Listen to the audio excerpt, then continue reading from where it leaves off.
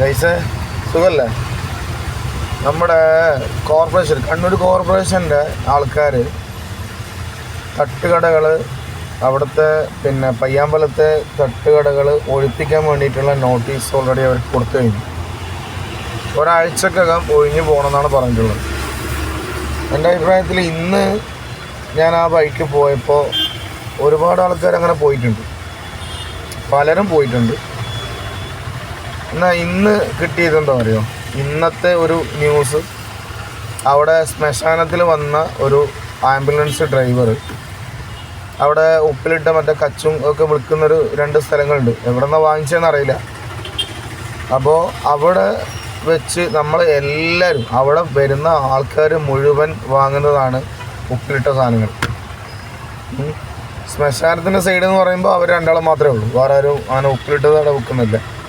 അതിലേതെങ്കിലും ഒരു കടയായിരിക്കാം.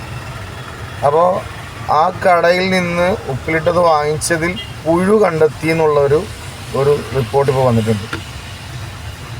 അവർ കുറേ വർഷങ്ങളായിട്ട് നടന്നിട്ട് വരുന്ന ഒരു ഇതാണ്. അപ്പോൾ ഈ ഒരു സാഹചര്യത്തിൽ അങ്ങനെ വരുമ്പോൾ അത് അവർക്കും ദോഷമായിട്ട് വരും എന്നാണ് എനിക്ക് പറയാനുള്ളത്. കാരണം നിങ്ങൾ അവിടുത്തെ ആൾക്കാരോട് അവർ കാണുന്നുണ്ടെങ്കിൽ അവരും കൂടി ആലോചിക്കാൻ വേണ്ടിയിട്ടാണ്. കാരണം നിങ്ങൾ ഓൾറെഡി അവിടെ ഫിക്സ് ആയതാണ്, അവിടെ നിങ്ങൾക്കും ഒഴിഞ്ഞു പോകാനുള്ള ഒരു തരം ഇത് കിട്ടിയിട്ടുണ്ടോയെന്ന് അറിയില്ല, നോട്ടീസ് കിട്ടിയിട്ടുണ്ടോ എനിക്കറിയില്ല. കാരണം എല്ലാവരും ഒഴിപ്പിക്കുന്നുണ്ട് എന്നാണ് പറയപ്പെടുന്നത്. കാരണം അവിടെ ആ ഫസ്റ്റത്തെ സ്റ്റോപ്പിലാണ് ഒരുപാട് ആൾക്കാർ വണ്ടി നിർത്തിച്ചിട്ട് അവിടെ നിന്നാണ് സാധനങ്ങൾ വാങ്ങിച്ചിട്ട് പോകുന്ന കാണൽ. അപ്പോൾ നിങ്ങൾക്ക് നോട്ടീസ് കിട്ടിയിട്ടുണ്ടോ നമുക്ക് ആർക്കും അറിയില്ല. ബട്ട് നിങ്ങൾ കൊടുക്കുന്ന ഭക്ഷണങ്ങൾ നിങ്ങൾ ക്ലിയർ ഇല്ലാത്തത് കൊണ്ടാണ് ഇത്തരം സമീപനങ്ങൾ കോർപ്പറേഷനിൽ നിന്ന് വരുന്നത് നിങ്ങൾ ഓർക്കണം.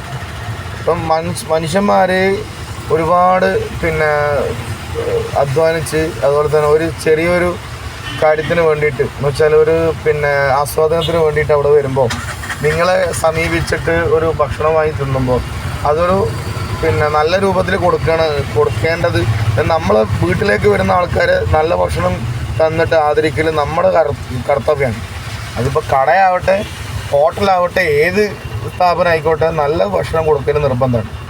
അപ്പോൾ അങ്ങനെ കൊടുക്കാത്തതുകൊണ്ടായിരിക്കണം കോർപ്പറേഷൻ ഈ ഒരു രൂപത്തിൽ നിങ്ങളെ സമീപിച്ചിട്ടുണ്ടാവുക. അപ്പോൾ നിങ്ങൾ തന്നെയാണ് നിങ്ങളുടെ കട പൂട്ടിച്ചത് എന്ന് നിങ്ങൾ ഓർമ്മിക്കുക. പക്ഷെ നമ്മളൊക്കെ അവിടെ നിന്ന് ഭക്ഷണം കഴിക്കുന്നവരാണ്, നല്ല നല്ല ഫുഡ് കൊടുക്കുന്ന ആൾക്കാരുണ്ട്, നല്ല വെറൈറ്റി ഫുഡ്, അതുപോലെ തന്നെ നല്ല ചായയും മറ്റുള്ള കടികളും, അതുപോലെ തന്നെ നല്ല ഐറ്റംസൊക്കെ കൊടുക്കുന്ന ആൾക്കാരുണ്ട്. അവരെ കൂടി നിങ്ങളെപ്പോലത്തവർ എന്താക്കുമെന്ന് അറിയാമോ, നിങ്ങളത്തവർ പൂട്ടിച്ച്, അങ്ങനെ തന്നെ പറയാനല്ലോ, നിങ്ങളെപ്പോലത്തവർ പൂട്ടിച്ചു.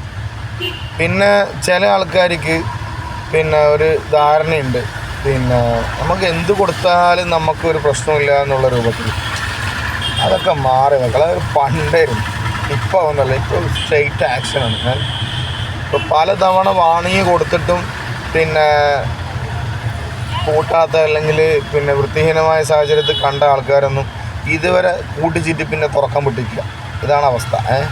അതുകൊണ്ട് കൊടുക്കുന്ന ഭക്ഷണത്തിൽ നീതി പുലർത്തുക. ഓക്കെ.